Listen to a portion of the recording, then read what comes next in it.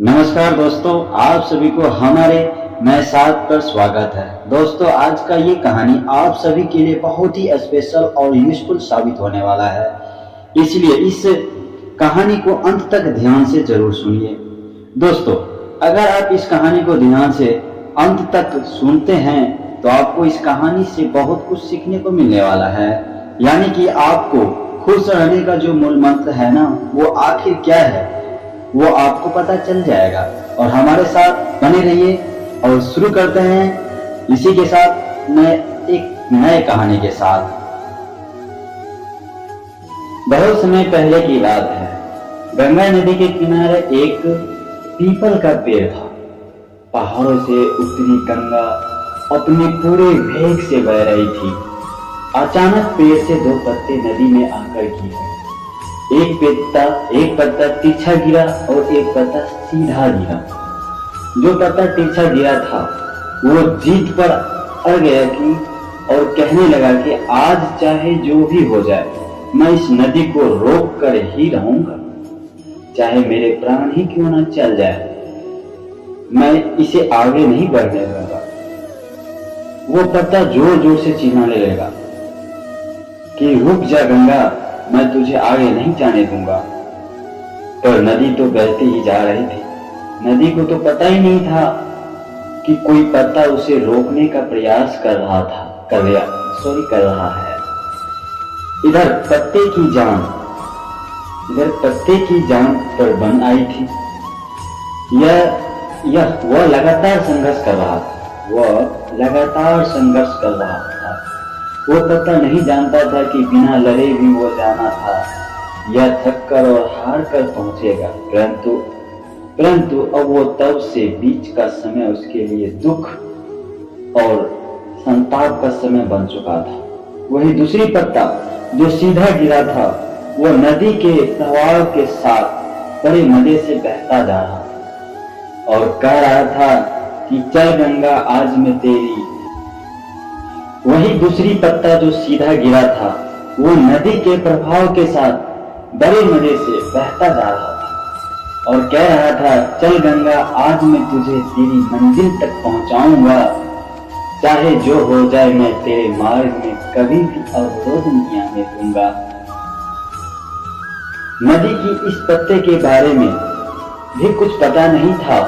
वो तो अपने धुन में सागर की ओर बहती जा रही थी, लेकिन वो पत्ता खुश और आनंदित था, क्योंकि उसे तो लग रहा था कि मैं ही नदी को अपने साथ पल बहाए ले जा रहा हूं।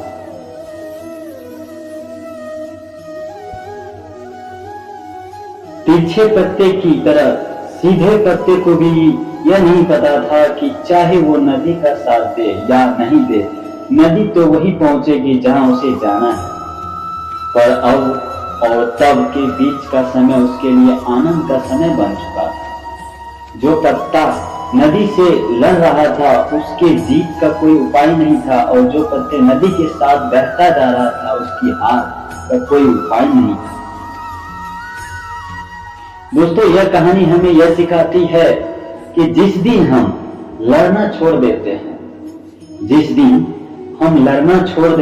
उस दिन से हम जीना शुरू कर देते हैं। उस दिन से हम जीना शुरू कर देते हैं। अब लड़ना छोड़ देने का अर्थ यह नहीं कि आप सपने ना देखें या उसके लिए मेहनत करना बंद कर दें, बल्कि लड़ना छोड़ देने का अर्थ यह है कि आप उन चीजों की बदलने की कोशिश ना करें जो आपके हाथ में नहीं है।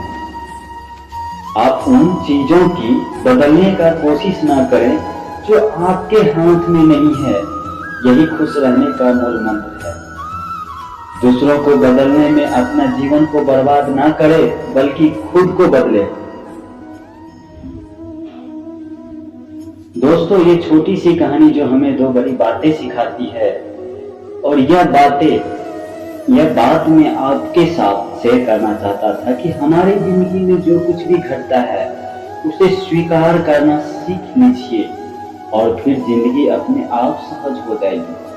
हमारे नियंत्रण में जितनी भी चीज होगी, उन चीजों पर तो हमें जरूर नियंत्रण रखना चाहिए।